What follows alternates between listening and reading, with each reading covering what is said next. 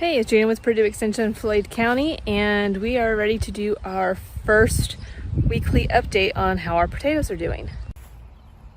Here's our bed, and you can see that we still have some green stems.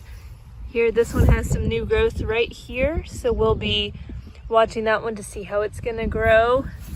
This one over here was one of those that was a little bit more advanced, and you can see here on the stem we have leaves that are starting to grow, and here's our final one there. So they are good and green.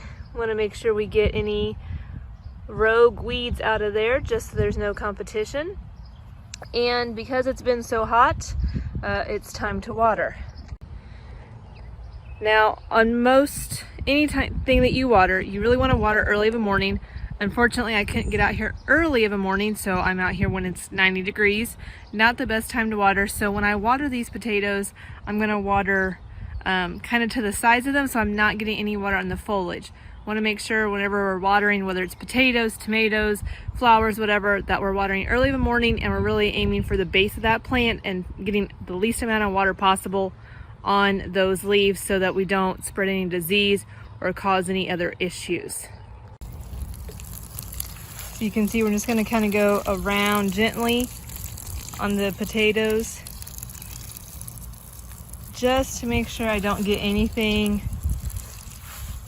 on the foliage.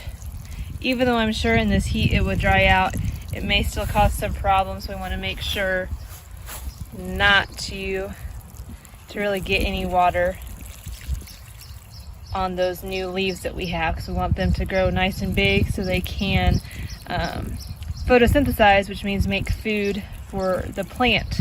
That's what the leaves do, they photosynthesize.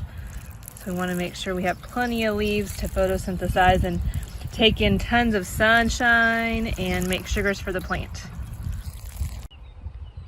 So hopefully this update helps you with your potatoes and maybe some of the other vegetables that you might be growing or flowers. Stay tuned next week for our next update.